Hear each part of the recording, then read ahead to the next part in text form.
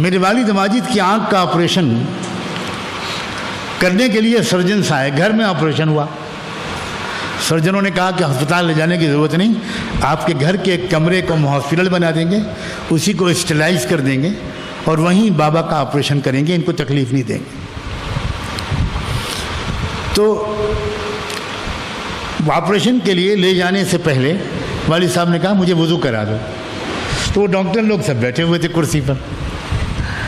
اب جو ہم نے وضو کرایا تو والد صاحب نے یوں وضو کیا، ایسے ہی وضو، تو وہ سرجن نے اس وقت تو کچھ نہیں کہا۔ اس کے بعد آپریشن کے بعد فارغ ہو کے وہ بیٹھ گئے، 1-2 گھنٹے کے لیے رک گئے، تو مجھ سے کہا کہ یہ جو بابا نے ہاتھ دھویا، آپ نے ہاتھ دھلایا، یہ ایسے کر کے دھویا؟ ہم نے کہا ہم لوگ تو ہمیشہ ایسے کرتے ہیں۔ اس نے کہا آپ جانتے ہیں اس کی سائنٹیفک ریزننگ؟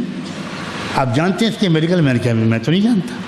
انہوں نے کہا ہم لوگ ڈاکٹروں کو، سرجنوں کو میڈیکل کالج میں سکھایا جاتا ہے کہ جب مریضوں کو دیکھو یا آپریشن کرنے کے لیے او ٹی میں جاؤ تو اپنے ہاتھ جو دھو وہ کبھی ایسے مت دھونا، ہمیشہ ایسے دھونا، اس لیے کہ جراثیم اگر ایسے دھو گے تو اوپر سے نکل کر یہاں آئیں گے اور یہیں سے تم آپریشن کرو گے، تو ہو سکتا ہے ایک آدھ بیکٹیریا یہ مریض کو لگ جائے۔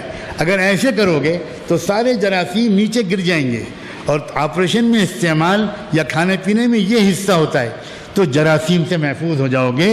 یہ طریقہ کس نے آپ کو سکھایا؟ ہم نے کہا پروفٹ محمد صلی اللہ علیہ وسلم۔ اس نے کہا کہ میں اگلے ہفتے میڈیکل کالج میں انٹرنیشنل کانفرنس ہو رہی ہے، آپ کو اس لیکچر میں آنا ہوگا، میں وہاں اس اپنے لیکچر میں حضرت محمد کی اس بات کا حوالہ دوں گا، اور آپ مجھے لکھ کر دے دیجئے حوالہ کہ کہاں حضرت محمد نے کہا ہے۔ ایک نان مسلم سرجن، ایک ہندو ڈاکٹر، بین الاقوامی شہرت کا آئی سرجن، اس نے یہ انداز اختیار کیا۔ تو ہم اگر بتائیں لوگوں کو نا، تو میں تو بہت معمولی چیزیں بتا رہا ہوں، ابھی میں نے کلی کے تذکرہ نہیں کیا، کلی کے کتنے طبی فائدے ہیں، سائنٹیفک فائدے ہیں۔ ناک میں پانی ڈالنا اور ناک سنکنا، دنیا کی کسی قوم کے پاس یہ طاقت، یہ مذہبی عمل نہیں ہے۔ یہ ہزاروں بیماریوں سے چھٹکارا دلاتی ہے کلی بھی، اور ہزاروں بیماریوں سے محفوظ رکھتا ہے ناک میں پانی ڈالنا۔ پھر مسح کرنا، مسح سر کا، یہ سمجھائیے لوگوں کو ہم کیسے سر پر ہاتھ پھیرتے ہیں، کیسے گردن پر ہاتھ پھیرتے ہیں، کیسے کان۔ اب وہاں بھی اگر کوئی ڈاکٹر ہوگا نا، کوئی میڈیکل سائنس سے واقف آدمی ہوگا، وہ تو حیران رہ جائے گا کہ آپ یہ کیا کرتے ہیں دن رات، آپ کو پتہ ہے؟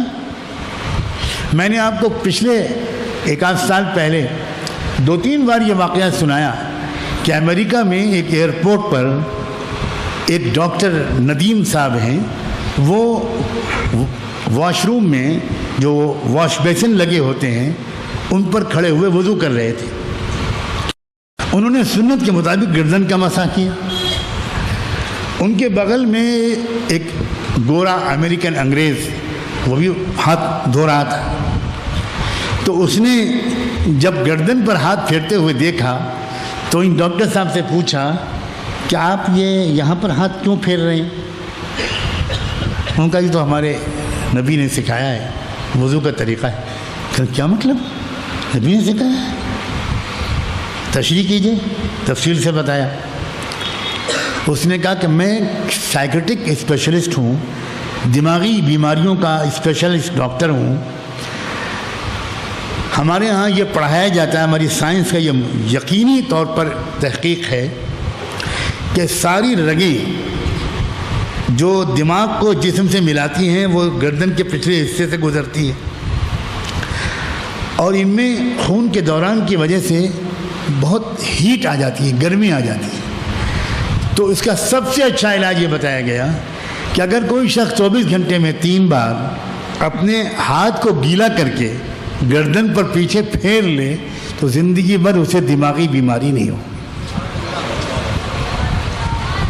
اب آپ سوچو ذرا، یہ چیزیں ہیں، ہم کھولیں تو ذرا۔